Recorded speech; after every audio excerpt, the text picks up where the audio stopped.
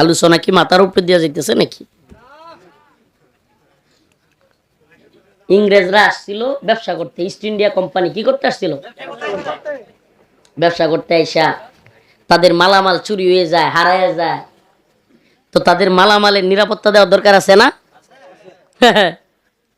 বুঝতেছেন তো, মিলতেছে? মালামাল নিরাপত্তা দেওয়ার জন্য বাহিনী আনছে। কি আনছে? ওই বাহিনী এক পর্যায়ে আনতে আনতে আনতে আনতে এমন বড় বাহিনী হয়েছে যে এখন ইস্ট ইন্ডিয়া কোম্পানি দেখলো, আরে ইন্ডিয়ার বাহিনী এটা যে দুর্বল, ওটারা তো চাইলে আমরা হারাই দিতে পারি। ওইটারা হারাই দিয়ে কি করলো, কয় এখন আমরা এই দেশের মালিক, তোরা ট্যাক্স দিবি। রেলগাড়ি যদি ডুহে আর 4-5টা পাথর বাঙালি মারে, খুবের আগে মাইয়াই দিল, মনে করেন কষ্টে পাথর মাইরা দিল 10টা, কি কইব? নিরাপত্তার দরকার আছে। মিলতাছে নি? মিলতাছে? এটা তো মাত্র শুরু, এটা মাত্র শুরু মিয়া।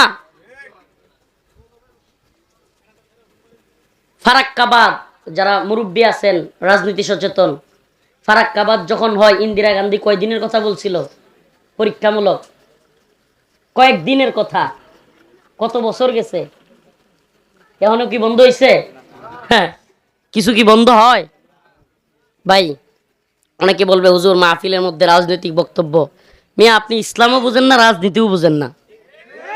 আমার মসজিদ যদি ঠিক না থাকে, আমার দেশ যদি ঠিক না থাকে, আমার মাদ্রাসা কিভাবে ঠিক থাকবে, মসজিদ কিভাবে ঠিক থাকবে, আমার ইমান আমল কেমনে ঠিক থাকবে? আজকের কাশ্মীরে ভালোভাবে নামাজ পড়ার অবস্থা আছে? ফিলিস্তিনে ভালোবাসে নামাজ পড়ার অবস্থা আছে? কথা কয় না। উইগুর, চীনের উইগুরে ভালোভাবে নামাজ পড়ার অধিকার আছে? ভাই, কোনো কিছুর অধিকার নাই। কেন অধিকার নাই? শুনেন, মুসলমান হওয়ার পরে, ঈমান আনার পরে সর্বপ্রথম ইসলামে ফরজ হলো ভূমি রক্ষা করা। হ্যাঁ, মাসালা ভালোভাবে জানেন। নামাজ পড়া নয়, রোজা রাখা নয়। ইসলামে ঈমান আনার পর সর্বপ্রথম ফরজ পর্যায়ে আইন কোনটা? ভূমি রক্ষা করা। কারণ ভূমি না থাকলে নামাজ কি পড়বেন? এজন্য প্রিয় ভাইরা আমার, বন্ধুগণ আমার, এই ভূমি, মুসলমানদের এই ভূমির উপর হিন্দুত্ববাদীদের ভয়াল চোখ পড়েছে। এই হিন্দুত্ববাদী আগ্রাসনকে আমাদেরকে বন্ধ করতে হবে, রুখে দিতে হবে। এই হিন্দুত্ববাদী আগ্রাসনের বিরুদ্ধে আমরা কোনো দলমত বুঝি না। কোন দল করেন নামটা পর্যন্ত নিয়েন না ভাই। এখন সবচাইতে বড় কাজ আমাদেরকে পাকিস্তানি রাজাকার, ওই পাকিস্তানি আপনার সৈন্যবাহিনীর বিরুদ্ধে মুসলিমরা যেমন ঐক্যবদ্ধ হয়েছিল এদেশের মানুষ, তেমনি ভাবে দলমত নির্বিশেষে বর্তমানে সবচাইতে বড় কাজ হলো ভারতীয় আধিপত্যবাদ নিপাত যাক, নিপাত যাক। টেনশন মিয়া, আপনি জানেনই না কত বুলডোজার দিয়ে গাড়ি গুড়ি সব ভেঙে ফেলতেছে, সব বাড়িঘর। আপনি কোথায় আছেন কল্পনা করতে পারবেন না। বড় বড় চেয়ারম্যান, রোহিঙ্গা ক্যাম্পে যখন গেলাম আমরা, অনেক কারগুজারি শুনলাম অনেক ভাইদের মুখে, যে রোহিঙ্গা ক্যাম্পে ওই রাখাইনের অনেক চেয়ারম্যান কুরবানির গরুর গোশতের জন্য লাইন ধরছে। লাইন রাখাইনে কি ছিল? চেয়ারম্যান। আর বাংলাদেশে ঠেলা খায়া আইসা এখন কুরবানির গোশতের, অল্প গোশতের জন্য কি ধরছে? মিয়া, কি হয়ে গেছেন আপনি?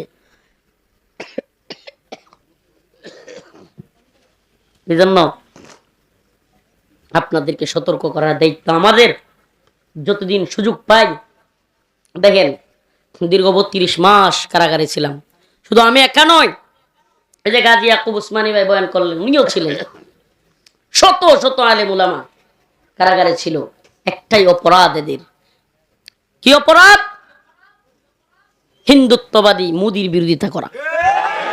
আর কিছু না মিয়া, সব বাদ দেন, কোন সব বাদ, সব চলবে। অনেকে বলে যে আমরা একটা অঙ্গরাজ্যের মধ্যে আছে। আমি বলি ভাই, অঙ্গরাজ্যের মমতা ব্যানার্জিও আমাদের চাইতে বেশি মোদির বিরোধিতা করে, আমরা সেটাও পারি না। এই জন্য এই ওয়াজগুলো খুব জরুরি। এই ওয়াজগুলো সবাই আপনাদের সামনে করবে না, যেহেতু সীমান্তবর্তী অঞ্চলে আছেন। খুবই চৌকান্ন থাকবেন, সজাগ থাকবেন, অন্তর থেকে দিনকে ভালোবাসবেন, দেশকে ভালোবাসবেন। ইসলামের জন্য ইসলামের ভূমির দরকার আছে না নাই? আমার এই দেশের দরকার আছে না নাই? এই যুবকদেরকে বিভিন্ন ধরনের বাজে কাজের মধ্যে নিমজ্জিত রেখে যদি মূল কাজ আদায় করা যায় তাহলে ক্ষতি কি? এজন্য আমাদেরকে বিভিন্ন কাজের মধ্যে ব্যস্ত রাখবে, কিন্তু আমাদেরকে সজাগ থাকা লাগবে। মেসি নেইমার আমাদের আইডল হতে পারে না। মুসলমান খুব ভালোভাবে বুঝেন, মজা নেওয়ার জন্য বলছি না। মেসি নেইমার আমাদের আইডল হতে পারে না। আমাদের আদর্শ তো মুহাম্মদ বিন কাসেম, আমাদের আদর্শ সুলতান সালাউদ্দিন আইয়ুবী, আমাদের আদর্শ সুলতান মাহমুদ গজনবী, আমাদের আদর্শ বড় বড় মুজাহিদিন কেরাম, আমাদের আদর্শ রাসূলুল্লাহ সাল্লাল্লাহু আলাইহি ওয়াসাল্লাম, তার সাহাবায়ে কেরাম, তার বড় বড় তাবেঈন, তারা আমাদের আদর্শ। আমরা তাদের অনুসরণ করব।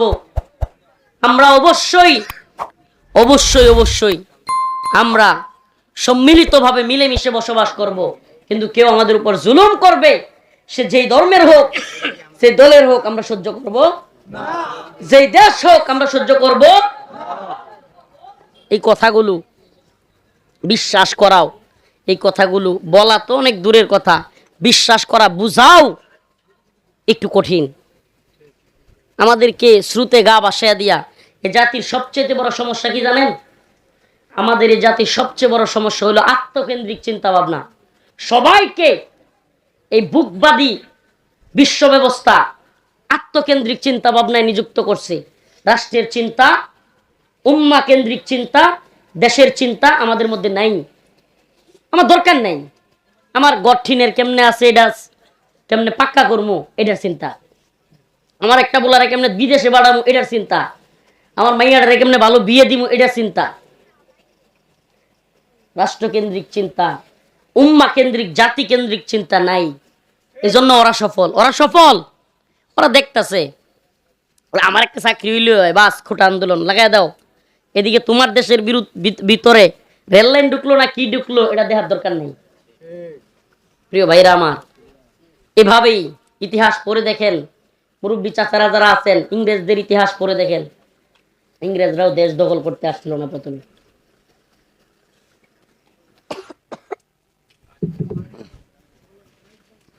ইংরেজরাও প্রথমে কি জন্য আসে নাই?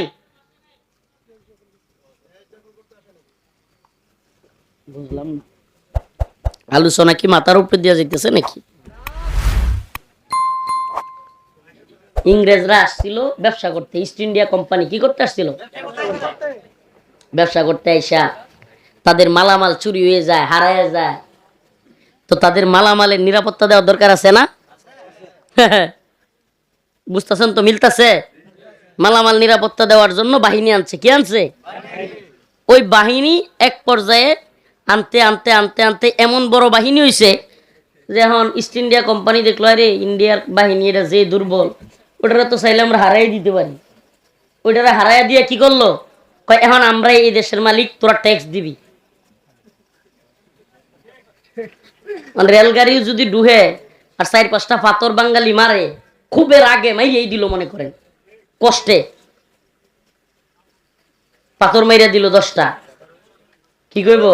নিরাপত্তার দরকার আছে। মিলতাছে নি? মিলতাছে? এটা তো মাত্র শুরু, এটা মাত্র শুরু মিয়া। ফারাক্কাবাদ যারা মুরব্বী আছেন, রাজনীতি সচেতন, ফারাক্কাবাদ যখন হয়, ইন্দিরা গান্ধী কয়দিনের কথা বলছিল? পরীক্ষামূলক কয়েকদিনের কথা। কত বছর গেছে, এখনো কি বন্ধ হয়েছে? হ্যাঁ, কিছু কি বন্ধ হয় ভাই? অনেকে বলবে হুজুর মাহফিলের মধ্যে রাজনৈতিক বক্তব্য। মিয়া আপনি ইসলামও বুঝেন না, রাজনীতিও বুঝেন না। আমার মসজিদ যদি ঠিক না থাকে, আমার দেশ যদি ঠিক না থাকে, আমার মাদ্রাসা কিভাবে ঠিক থাকবে, মসজিদ কিভাবে ঠিক থাকবে, আমার ইমান আমল কেমনে ঠিক থাকবে? আজকের কাশ্মীরে ভালোভাবে নামাজ পড়ার অবস্থা আছে? ফিলিস্তিনে ভালোবাসে নামাজ পড়ার অবস্থা আছে? কথা কয় না। উইগুর, চীনের উইগুরে ভালোভাবে নামাজ পড়ার অধিকার আছে? ভাই কোনো কিছুর অধিকার নাই। কেন অধিকার নাই? শুনেন, মুসলমান হওয়ার পরে, ঈমান আনার পরে সর্বপ্রথম ইসলামে ফরজ হলো ভূমি রক্ষা করা। হ্যাঁ, মাসালা ভালোভাবে জানেন। নামাজ পড়া নয়, রোজা রাখা নয়, ইসলামে ঈমান আনার পর সর্বপ্রথম ফরজ পর্যায়ে আইন কোনটা? ভূমি রক্ষা করা। কারণ ভূমি না থাকলে নামাজ কি পড়বেন? এজন্য প্রিয় ভাইরা আমার, বন্ধুগণ আমার, এই ভূমি, মুসলমানদের এই ভূমির উপর হিন্দুত্ববাদীদের ভয়াল চোখ পড়েছে। এই হিন্দুত্ববাদী আগ্রাসনকে আমাদেরকে বন্ধ করতে হবে, রুখে দিতে হবে। এই হিন্দুত্ববাদী আগ্রাসনের বিরুদ্ধে আমরা কোনো দলমত বুঝি না। কোন দল করেন নামটা পর্যন্ত নিয়েন না ভাই।